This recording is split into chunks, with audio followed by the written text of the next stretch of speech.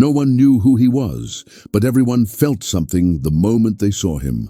It was as if the man carried a past too heavy to fit inside that orange jumpsuit, and yet he smiled. Greystone Penitentiary was not the kind of place that forgave weakness. Set in a dry, isolated stretch of land and surrounded by tall walls, stained by time, the prison had a thick atmosphere, fueled by silent tensions and deals that were never written down. In that place, respect didn't come from words. It came from demonstrations. It came from confrontation. It came from the ability to stand your ground when everything around you was designed to break you. It was in this environment that the newcomer appeared. He had none of the aggressive posture of someone trying to intimidate others. He had none of the nervousness of someone afraid of what awaited him. He walked as if he were anywhere else in the world, observing everything with calm, almost like a tourist, and that alone was unsettling. In Greystone, anyone who walked in without fear usually carried something too dangerous to ignore. The inmates gave him the nickname Mr. Lee, though no one knew his real name. The nickname came from his quiet demeanor and the presence of a man who had clearly seen more than he spoke of. Most people arrived at the prison carrying stories they tried to hide or justify. He arrived with silence, and silence in Greystone could be more threatening than a clenched fist. The guards watched him for the first few days, looking for signs of instability or aggression, but he never got into fights, never raised his voice, never seemed interested in proving anything to anyone. He simply followed the routines, sat wherever there was space in the cafeteria, and trained alone in a corner of the yard with slow, almost meditative movements. It was as if nothing, absolutely nothing, could knock him off balance. That bothered people, especially Ragnar, the leader of the East Wing, a heavily built man known for his physical dominance and his ability to keep a tight group around him. His two closest allies, Kyle and Toru, formed a trio that largely dictated the atmosphere of the prison. They didn't rule through chaos, but through strict rules everyone learned to respect. And if someone challenged those rules, intentionally or not, they were called to the ring.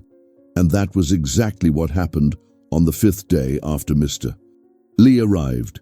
It was early morning, the sun blazing over the yard where prisoners followed their workout routines. The improvised ring, just ropes stretched between metal posts, symbolized more than a fighting space. It was the prison's courtroom. It was where the right to walk freely without fear was decided. It was where alliances were forged or broken. Ragnar watched Mr. Lee for a few minutes as conversations around them faded one by one until only the wind could be heard. Then he gave the command, "You, here." There was no reason, no explanation. In Greystone, that was enough. Everyone looked. Mr. Lee stood up without hurry, walked calmly to the ring, stepped inside, and what he did next made the entire yard forget how to breathe. He didn't raise his guard, didn't lift his fists, didn't set his stance.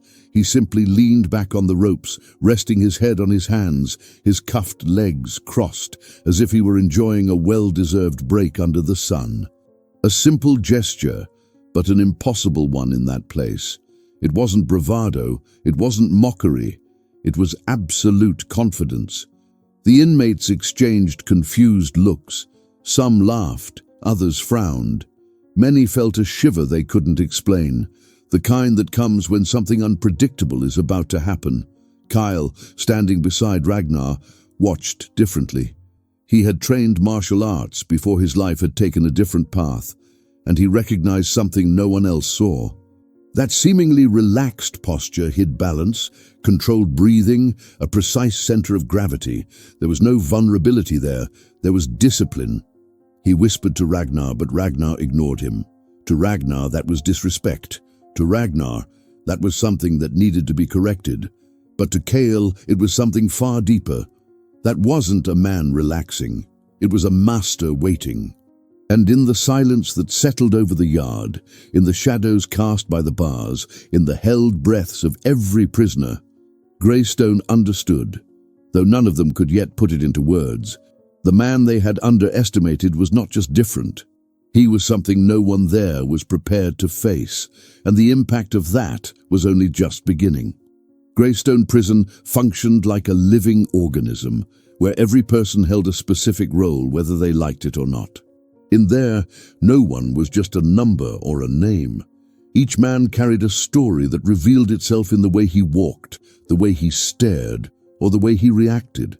It was a place where human nature appeared stripped down, raw, unmasked, without decoration. Surviving Greystone meant practicing a silent, constant awareness, knowing who was a threat, who was neutral, who was useful, and who could destroy you without warning. Ragnar, the leader of the East Wing, was the kind of man who didn't need to prove anything to anyone. He had earned his territory years earlier in fights people still talked about, even those who weren't there to see them. The scars across his body spoke louder than any speech. He led not only through physical strength, but through the ability to anticipate reactions, organize alliances, and maintain order with a brutal balance. In a place where many wanted to be leaders, Ragnar was one of the few actually born for it. At his sides were his two pillars, Kyle and Toru. Kyle was the mind. He didn't talk much, but he saw everything. Before prison, his life had been shaped by rigorous training in traditional martial arts schools, where discipline mattered more than violence. His body could recognize technique instantly, even when it was disguised as something simple. That was why he sensed something in Mr. Lee that no one else noticed. Kyle didn't just see a calm man, he saw someone who was fully in control of himself. Toru, on the other hand, was the weight of presence, silent, expressionless, a walking wall, strong, precise, and unquestioningly loyal. If Ragnar was the law, Toru was its enforcement. If Kyle was analysis, Toru was impact. Together, the three formed a structure that seemed impossible to topple. At least, that's what everyone believed before that day in the yard. Meanwhile, the rest of the prison reacted to the rising tension with a mixture of excitement and unease. Greystone was a place where daily life rarely changed. Monotony was broken only by confrontations, disputes, and internal shifts. And everything pointed to the newcomer being the spark for something big. It wasn't just about him facing Ragnar, it was about what his presence represented. Routine continued in the days after the incident in the ring, but nothing truly remained the same. Mr. Lee woke earlier than everyone. While the sky was still dark, he positioned himself in the empty yard and began to move. His gestures were slow, precise, continuous. They looked like the movements of someone who understood every joint in his own body. The air around him seemed lighter as he moved, like he breathed with the environment, not against it. Some inmates watched from a distance, pretending not to care, but it was impossible to look away from something that rare in that place. He wasn't training strength, he was training presence. No movement was wasted, no muscle was out of place. Kyle watched more closely. Each transition between postures revealed that his calmness wasn't softness or naivete. It was experience. Experience layered over years, maybe decades. You don't learn that in commercial gyms. You don't learn that in street fights. That kind of mastery is inherited, shaped, sharpened like a silent legacy. Ragnar, however, saw something else entirely. To him, Mr. Lee was testing boundaries, and in Greystone, boundaries are dangerous. If Ragnar didn't reassert his authority soon, the balance of the entire wing could collapse. It wasn't personal, it was structural. He thinks he can just exist here without acknowledging leadership? Ragnar muttered to Kyle as they watched from a distance. Kyle didn't respond right away. His eyes stayed fixed. "That's not what he's doing," he finally said. "He's not ignoring anyone. He just doesn't belong to the same game we do." The words hung in the air, heavy, because Kyle wasn't saying Mr. Lee was superior. He was saying something far more dangerous. Mr. Lee had nothing to lose, and people with nothing to lose change worlds. As the prison continued, like a clock with sharp metal gears turning, everyone began to feel the same thing, even those who couldn't explain it. The balance of Greystone was tilting, and when a balance tilts too far, it never returns halfway. It falls, it breaks, it rebuilds everything, and the man responsible for that shift had not yet raised a single fist. The silence that followed the incident in the ring wasn't forgotten. If anything, it spread, moving from ear to ear like a whispered story. It wasn't the kind of silence that fades, it was the kind that grows. Every man in that prison felt that something unseen had shifted, like a chess piece moved, while the board still appeared unchanged. Mr. Lee hadn't thrown a punch, hadn't raised his voice, hadn't challenged anyone, and yet he had altered the atmosphere. That kind of impact is the most dangerous. Ragnar, the unwavering foundation of Greystone's brutal order, recognized it early. He couldn't allow someone who refused to bend to pressure, intimidation, or the prison's unspoken code to remain untouched. If he let it go, his authority would lose weight. And in Greystone, a leader who loses weight loses everything. That afternoon, the cafeteria was quieter than usual.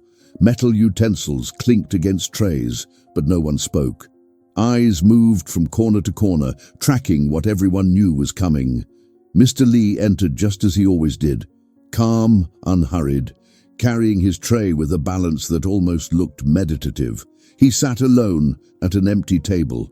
He didn't avoid eye contact, but he didn't seek it either. It was as if he was simply passing through, as if his mind was somewhere far away. Cale watched from a distance. There was something unsettling about the man, not because of physical threat, but because of what he represented. Someone who could remain at peace in a place designed to crush peace was operating on a different level of understanding.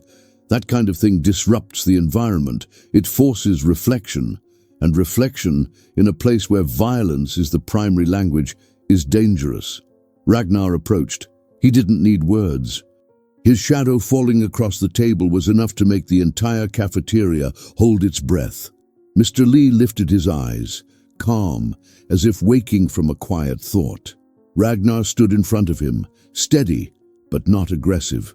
This wasn't a moment for fighting. This was definition. "You know where you are, don't you?"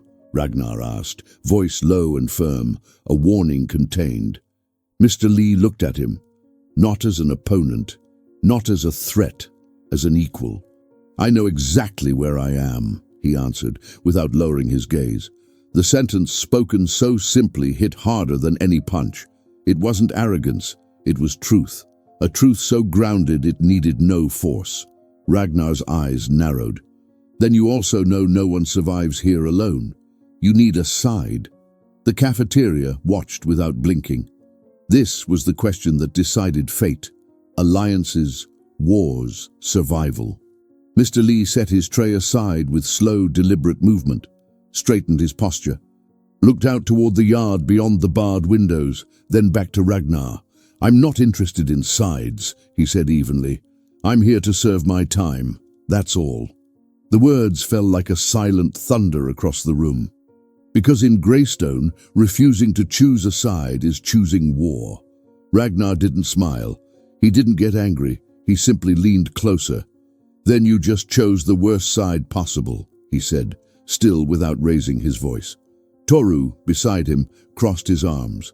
Kyle kept watching, now with the discomfort of someone witnessing inevitability. Mr. Lee merely nodded, as if he'd expected this outcome from the start. "I know." There was no challenge in his voice, no provocation, only acceptance. And that, to Ragnar, was new. Most men fight to avoid pain. Most men fear conflict, but this man was not avoiding it, nor seeking it. He was absorbing it. And people like that don't break easily. That night, the tension was so thick it felt physical in the hallways. The yard was empty, except for a small group near the fences. The moon cast long shadows against the walls. Mr. Lee sat alone, breathing deeply, eyes closed, as if meditation was an invisible shield. Kyle approached quietly. You could have chosen to stand with him, he said, leaning against the fence, not looking directly at Mr. Lee. I'm not at war with him, Lee replied, but he's at war with you. Kale let the truth hang there. Mr. Lee opened his eyes, and in that moment Kale knew this was not a man who reacted to the world. This was a man who accepted the world and reshaped it from within. I've been in wars far bigger than this, Lee said, not boasting, not lamenting, just stating. A cold knot tightened in Kyle's stomach. Ragnar wasn't facing an ordinary man. He was facing someone who had already learned what war feels like from the inside. And that changes everything. Because now, the conflict wasn't just physical, it was psychological, it was spiritual, it was inevitable. Greystone wasn't about to witness a fight. It was about to witness a quiet revolution. Prison is never just what it appears to be.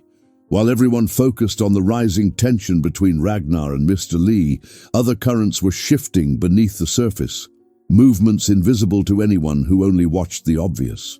Every glance, every calculated gesture, every piece of silence in the cafeteria carried meaning. Greystone was a chessboard, and now every piece was moving with caution. The first change happened among the inmates watching from a distance. Some saw Ragnar as stability, a predictable iron-bound leader capable of keeping order. But others began to feel something new when they looked at Mr. Lee, a different possibility. A way of existing that didn't rely on fear. And that, even if no one dared to say it, was tempting. A man who remains whole in a place built to break everyone is like an uncomfortable mirror.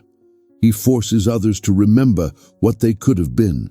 Among those observing was Elias, a young inmate who had arrived in Greystone only a few months earlier. Unlike most, Elias still carried something the system hadn't managed to erase. Hope. He admired Mr. Lee from the very first day, but kept his distance. Hope is dangerous in a place like that. It can give you strength, but it can also get you killed. Yet when he saw Lee face Ragnar without even lifting a hand, something stirred inside him, something he hadn't felt since the world outside. He's not afraid of anyone, Elias whispered one night in the crowded cell block. Or he's just not afraid of anything anymore, answered Jonas, an older inmate who had lived through Greystone's earthquakes before. That's different. The words stayed with Elias. There are two reasons a man has no fear, courage or loss. Which one guided Mr. Lee? No one knew, and the lack of an answer only deepened the mystery. Meanwhile, even Ragnar's circle felt the shift. Toru remained loyal, solid as ever. His logic was simple. Staying with Ragnar meant survival. But Kyle was divided, not because of weakness and not because he doubted Ragnar's leadership, but because something deeper had been awakened in him. Watching Mr. Lee move had forced Kyle to face his own past, because before prison, before he became the right hand of a feared leader, Kyle had been a student, a learner, a young man who believed in honor, discipline, and balance. And now he saw all of those values he thought were dead, breathing quietly inside that new man. It was like looking into an old and painful reflection. Kyle began watching the yard not as a soldier, but as a pupil. How Mr. Lee aligned his feet, how he distributed his weight, how he breathed, always through the nose, always deep, always steady, how his eyes never wandered outward. He was always rooted within himself. Kyle knew that, and he had forgotten it. One morning at dawn, he approached him. "You trained your whole life, didn't you?" Kyle asked, without ceremony. Mr. Lee wasn't surprised. Nothing seemed to surprise him, because he appeared to live permanently in the present moment. "I trained to understand," he answered. Kyle understood instantly. It wasn't about fighting. It was about identity. "And did you find it?" Kyle asked. Lee took a few seconds before responding. "I lost it, and now I'm just walking back to where I strayed." It was the first time Kyle heard fragility in his voice. Not weakness, human fragility, the hardest kind to admit. Kyle didn't ask anything else. He simply nodded, and walked away. But something inside him had shifted. Meanwhile, Ragnar was fighting his own internal battle. He wasn't afraid of Mr. Lee physically. He was afraid of what he represented, because Mr. Lee's presence, without speaking a single word, proved that there were other ways to lead, other ways to exist, other ways to command respect without force. And men like Ragnar cannot tolerate alternatives, because alternatives topple empires. That night, as Ragnar stared out over the yard through the metal window frame, he realized a truth he had refused to acknowledge. Mr. Lee was not just a challenge. He was a philosophical threat, a threat to the very foundation of Greystone's power. It was no longer a matter of pride, no longer a matter of rivalry. It was structural. If Mr. Lee wasn't crushed, he would be followed, and that would be the end of Ragnar's reign. The war was now declared, and it would not be loud. It would be slow, silent, deep. The kind of war that changes everything forever. The 5th day after the silent confrontation in the ring began strangely. The air felt heavier, the yard quieter, and even the guards walked with more caution than usual. Something was different, unspoken, unseen, but undeniably present. It was as if everyone knew the story was about to move into a phase none of them could ignore. Mr. Lee was in the yard again at dawn. He moved through his slow, continuous motions, a flow that looked less like exercise and more like a conversation between body and spirit. Those watching from afar didn't understand. Those watching closely felt it. That calm was sharp, that softness was disciplined, that slowness hid precision. Kyle was there. Not as Ragnar's enforcer, not as a leader's right hand, but as someone who recognized something he himself had lost. He watched the movements, and for the first time in years, he mirrored one, just one, a small gesture. And in doing so, something inside him slid back into place, like an old book returning to its rightful shelf. But the real turning point didn't happen in the yard. It happened in the cafeteria later that morning. The cafeteria had always been the social stage of the prison. It was where alliances were displayed, where conflict sparked, where glances wrote fate. And that day, when Mr. Lee served himself and began looking for a place to sit, something unexpected happened. Elias stood up and walked to him. It wasn't a grand gesture, it wasn't loud, it wasn't bravado. It was simply one young man choosing to sit beside someone who had, until then, always sat alone. The cafeteria froze. Sitting beside someone in Greystone is an act of allegiance, a silent declaration. I do not fear the consequences. Ragnar watched from across the room. Toru leaned forward. Kyle held his breath, understanding exactly what this meant.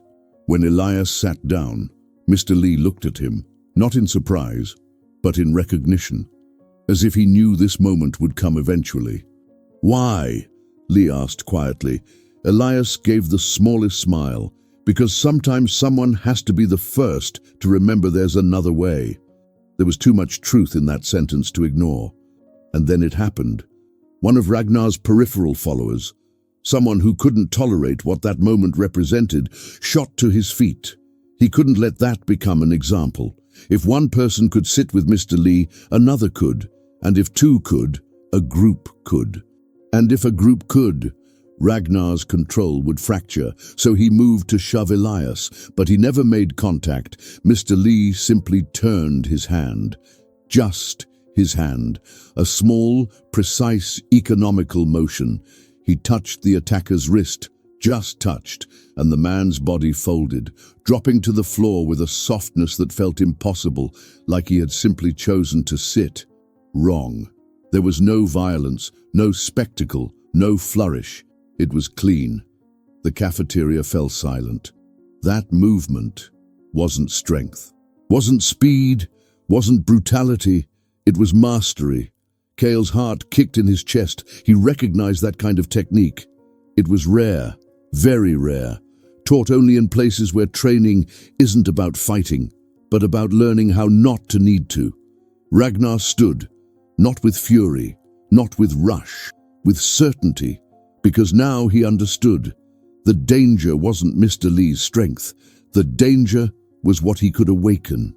As Ragnar crossed the cafeteria, the room opened around him. Everyone breathed as if the air had thickened. He stopped in front of the table. Mr. Lee didn't stand, he didn't need to. They looked at one another. No hatred, no threat, just understanding. Two leaders facing each other, not as enemies but as two paths that cannot exist in the same space. Ragnar spoke first.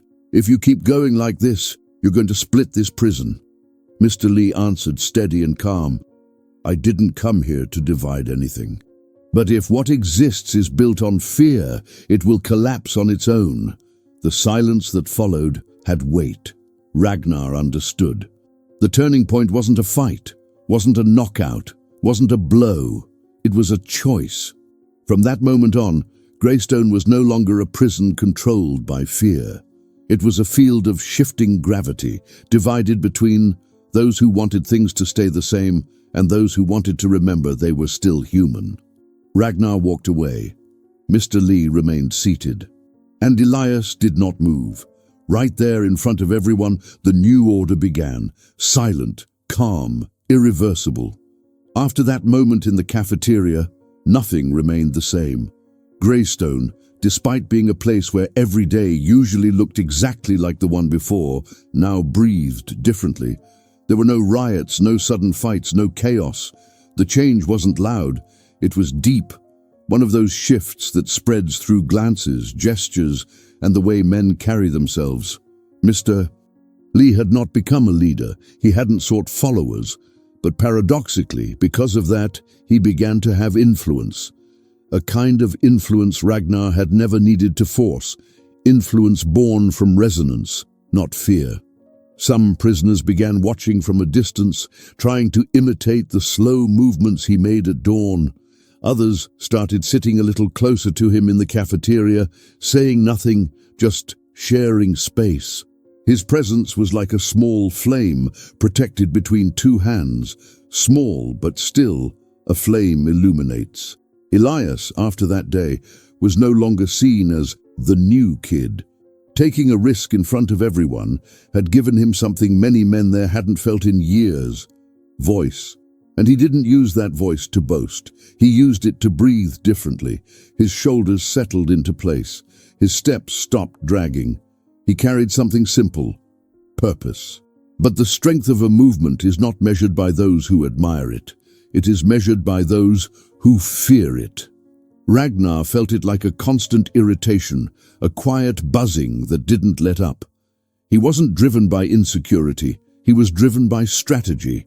And strategists know any variable that cannot be controlled must be neutralized before it takes shape. He and Toru began watching Mr. Lee more closely, tracking his routines, his timing, his moments of stillness. But what bothered Ragnar most was Kale, because Kale was changing. Kale, who had always been pure logic, now carried doubt. Not doubt in Ragnar's leadership, doubt in the path. He was starting to remember who he had been before becoming the right hand of Greystone's internal empire. And when a warrior begins to remember, he begins to want to choose. Ragnar noticed. "You're watching him too closely," Ragnar said one night, while Toru stood guard beside the cell. Kyle didn't answer. "If you keep this up, you'll forget who you are," Ragnar continued. Kyle breathed slowly, not in submission, but in reflection. "Or maybe I'm remembering," he said. The sentence hit the air like weight. It wasn't defiance, it was truth.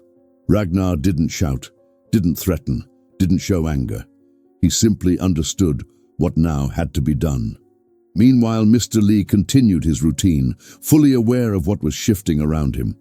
He knew the balance could not last. He knew Ragnar would eventually make a move. And he knew that move would not involve words or negotiations. The conflict was coming, and it would not be public. It would happen in the yard, quiet, controlled, away from unnecessary witnesses. That was Ragnar's way, the way of men who cannot afford to lose in front of others. The first attempt was subtle. Two men, strangers, cornered Mr. Lee in a hallway on the way to the yard. But there was no fight. There wasn't even impact. Mr. Lee avoided both strikes before they had fully formed, placing his hands lightly on their shoulders and guiding them downward as if parting curtains. No violence, no spectacle, just undeniability. The guards said nothing. They had seen, but guards there saw everything and spoke of nothing. The entire prison felt the message. That had not been a fight. It had been Ragnar testing depth. That night, while men slept, while dry whispers passed across metal bunks, while the world seemed frozen in place, a quiet certainty took shape. The fight was set, not in words, not in planning, but in the air. And this fight would not be just between two men. It would be between two ways of existing, force versus awareness, fear versus presence, control versus stillness, and above all, the past of each man would finally surface, because no one arrives in Greystone empty. Everyone carries a story. But Mr. Lee carried something no one else did, the ability to change an environment without using violence. And that kind of power, when threatened, awakens the greatest war of all. The previous night felt like a warning of something inevitable. The air in Greystone was heavy, almost still, as if time itself had slowed down to witness what was about to happen. The cold corridor lights, the distant echo of footsteps, the metallic slam of doors, everything sounded sharper, clearer, more deliberate. Mr. Lee woke before sunrise, as he always did, but this time he didn't move right away. He sat on the edge of his bed, feet on the floor, hands resting on his knees. He took a deep breath, closed his eyes. For a moment, the prison disappeared. No bars, no voices, no walls, only memory. Memories he usually kept buried, but which now rose like an unavoidable tide. He saw himself young again, in the courtyard of a small martial arts school, listening to his master say, "Every battle begins inside. If your heart has already lost, the body will follow." He remembered patience, discipline, the breath that anchored the spirit. And he remembered the moment he lost all of it, the day before prison, before everything collapsed, when he made a choice that took him away from himself, from the people he loved, from the path he had promised to follow. He wasn't in Greystone just serving time. He was here to return to center, to reclaim something that had dimmed. The fight ahead was not against Ragnar. It was against his own past. When the yard opened, he walked to the place where he trained every morning. But this time, he wasn't alone. Elias was there, waiting, sitting cross-legged on the ground, posture steady. "I knew you'd come," he said, simple, sincere. Mr. Lee lowered himself beside him. "You have courage," Mr. Lee said. Elias gave a short, quiet laugh. "It's not courage. It's fear of living the same way I was before." The truth in those words hit like a dry crack of sound. Mr. Lee looked at him, with recognition, not surprise. "Then you understand," he said. Elias nodded. "You showed me we don't have to live just to survive. I had forgotten that." This wasn't mentor and student, it was mirror and mirror. Two men who had lost something, finding their way back through the reflection of the other. Then Kyle appeared. He didn't hurry. He didn't make a sound. He simply walked toward them and stopped. And when he spoke, there was no conflict. There was certainty. "It will happen today," Kyle said. Mr. Lee didn't ask what. He just breathed. He already knew. "Ragnar has made up his mind," Kyle continued, "and Toru is with him. He won't back down." Elias turned to Kyle, tension tightening his voice. "Are you with them?" he asked, not accusing, but genuinely afraid of the answer. Kyle took several seconds before answering, long enough for the moment to stretch unbearably. "I'm with the truth," he said. "And the truth is, if this fight goes the way every fight goes, everything will break. This prison will become a battlefield, Men will suffer over something they don't even understand. And he inhaled. I don't want to be part of that anymore. It was the first time in years Cale had spoken against the structure that kept him alive. This was the real turning point. Not when someone wins, not when someone challenges, but when someone remembers who they are. Mr. Lee rose to his feet. His movements were slow, but without hesitation. He looked at Cale, at Elias, then at the empty yard. I didn't come to destroy anything, he said.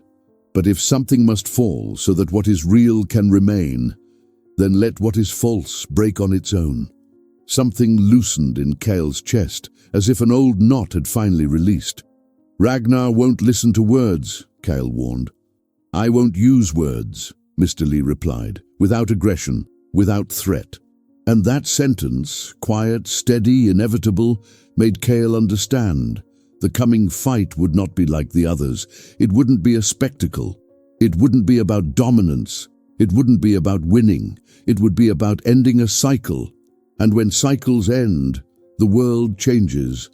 Elias stood too, determined, though his eyes trembled. I'll stand with you, he said. Mr. Lee placed a hand on his shoulder. No, he said. This part is mine. Elias lowered his head, not in submission but in understanding. Some battles aren't witnessed, they are lived. Kyle stepped aside, clearing the path. There was no doubt left in him now. Only decision. As Mr. Lee walked across the yard, the wind lifted dust, and the rising sunlight passed through the metal fencing, casting long shadows across the ground. Greystone watched. Time watched. The story took a deep breath. The fight ahead was not between two men. It was between who they had become and who they once promised to be. The sun was high when the silent message moved through Greystone. There was no announcement, no call, no signal. And yet, everyone knew. The entire prison seemed to move differently, as if every step echoed louder, as if every breath carried a weight no one dared to name. It was as if an invisible clock was counting down. Ragnar stood in the center of the yard. He wasn't surrounded by his followers the way he usually was. There was no formation, no display of collective dominance. It was just him, standing steady, staring at the space between shadow and light. This was where the story would be decided. Toru was a few steps behind him, as always, but the silence between them was different now. Toru wasn't there just as strength. He was there as witness, as guardian of something about to be redefined. Kyle stood farther back. Not beside Ragnar, not beside Mr. Lee. He stood between, the place no one likes to be. The place where choices weigh. But that was where he needed to be, not as ally, as observer of truth. Around the yard, inmates began approaching one by one. No one spoke. It wasn't fear. It was respect for what was about to unfold. This moment wasn't a spectacle, it was history, and history, when it happens, does not need shouting. Mr. Lee crossed the yard with light steps. No hurry, no hesitation.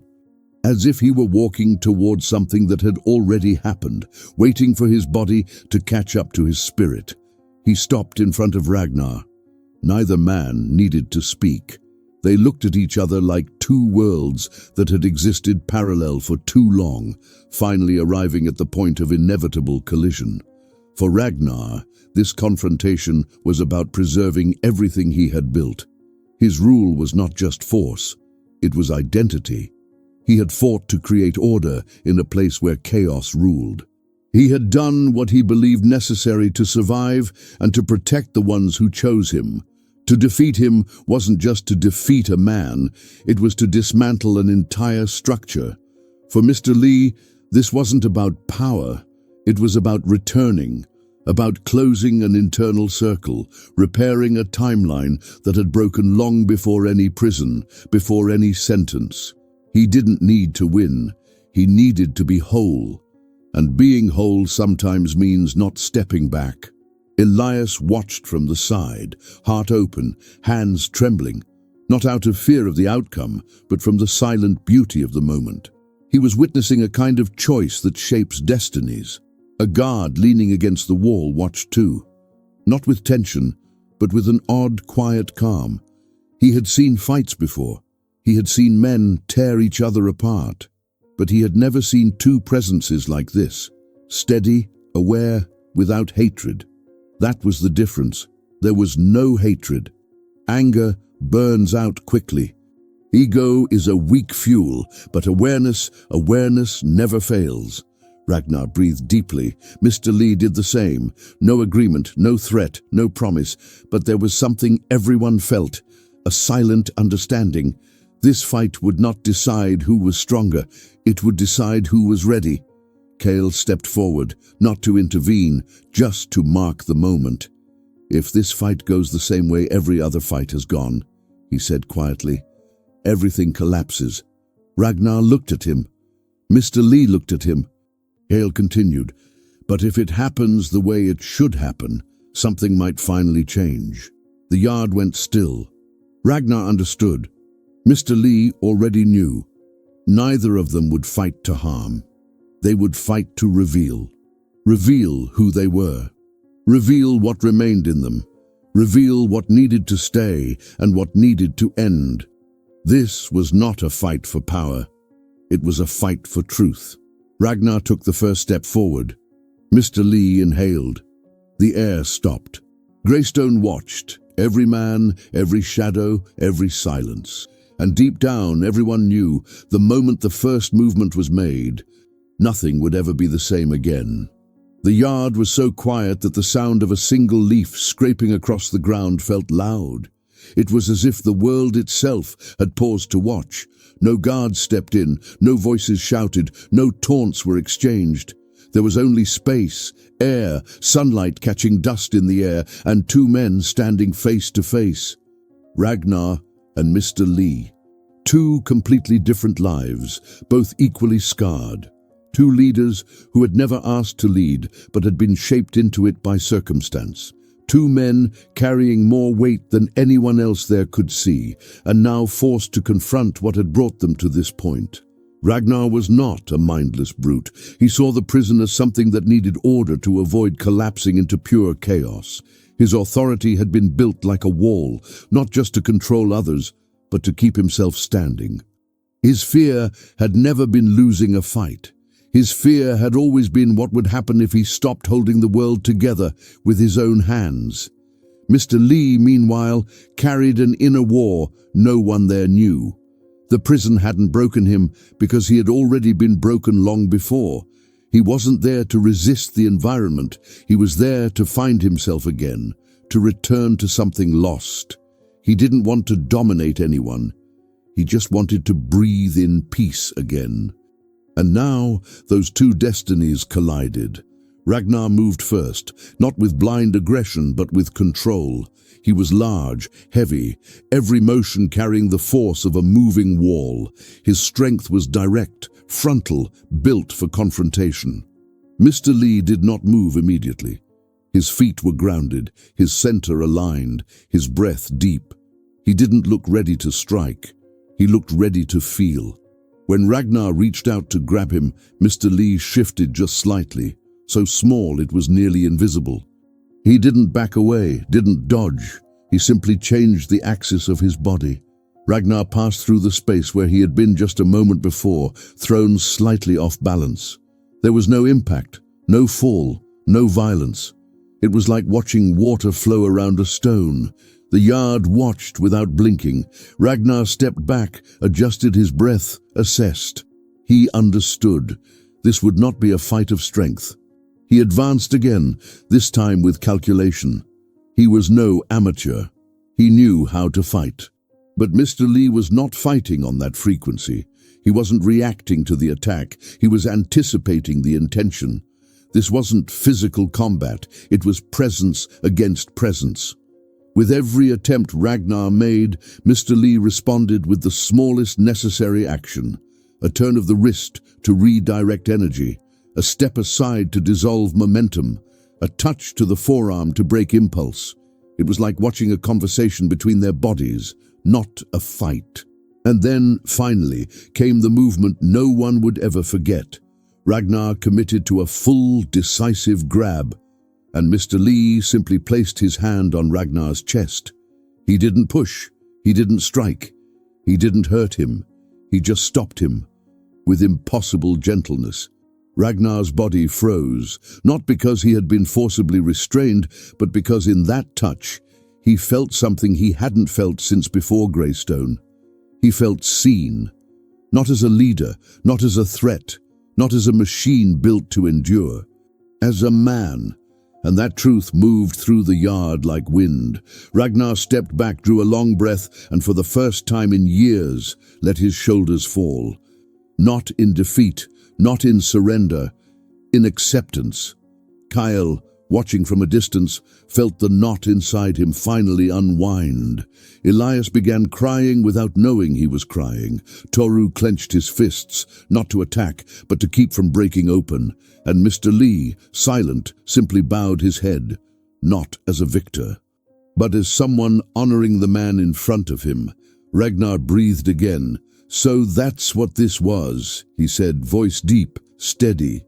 Mr. Lee answered only with his eyes. It had never been about strength. Ragnar stepped back, just enough for everyone to understand. The fight was over. No one had lost, and somehow everyone had won. Because in that moment, Greystone remembered something it had forgotten long ago. There are battles that can be won without causing harm. The yard stayed silent for a long stretch of time, as if the world itself needed a moment to understand what it had just witnessed. There were no cheers, no applause. This wasn't that kind of victory. It was a change that happened from the inside, slow, deep, inevitable. Ragnar took a long breath.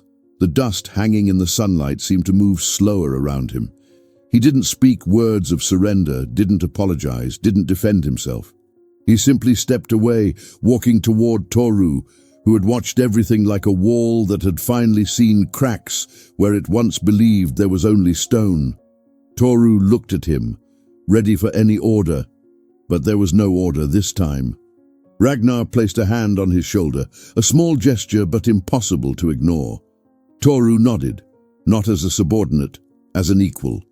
It was the end of a reign that never needed to fall by force, only to be understood. Kyle walked toward Mr. Lee. This time, there was no doubt in his eyes. The weight was gone. "No one has ever done that here," Kyle said, looking at the space where the fight had ended without violence. "Because no one was ready to see it before," Mr. Lee replied. Kyle nodded, because he understood exactly what that meant. Greystone wasn't a weak place. It was a wounded one. And old wounds don't heal through force. They heal through awareness. Elias stepped closer. His eyes were still wet, but his posture was steady. "Not everything has changed yet," he murmured, almost afraid to disturb the moment. Mr. Lee smiled, soft, calm, the same smile that once made everyone suspicious, but now looked like the face of someone who saw far beyond the place he stood. "Nothing changes all at once," he said, "but something has begun." And those who understood, understood. Greystone hadn't suddenly become a better place, not magically, not instantly. But there was a crack in the wall, and it is through the crack that the light enters. The men returned to their routines, but their steps were different, no longer dragging, no longer burdened by a silent war. There was still weight, but now it was shared. Ragnar was no longer seen as a tyrant, but as a man who had finally been allowed to rest from a war he'd been fighting alone for years. Kyle was no longer someone else's blade. He had regained his own breath. Toru remained strong, but now his strength was choice, not obligation, and Elias learned that a single gesture can change the course of a story. As for Mr. Lee, he remained the same, quiet, present, whole, and that had always been the hardest thing to be. Without fanfare, without titles, without ceremony, the yard at Greystone became a place where some men gathered at dawn to learn simply how to breathe. It wasn't a class, it wasn't a ritual. Just a circle of men remembering they were still alive. Mr. Lee never presented himself as a master, but everyone knew he hadn't come to win a war. He had come to end one that began long before the prison. And in that small ring, on that quiet day, he finally did. If this story touched you in any way, remember, many of the battles in our lives don't need to be won through force, but through the awareness of what truly matters. Share this video with someone who needs to hear this today. Comment below, "I choose to win without harming." This helps the video reach more people and strengthens our community. And if you want to follow more stories like this, stories of transformation, inner strength and overcoming, subscribe to the channel and turn on notifications. The journey doesn't end here. Here, it only begins.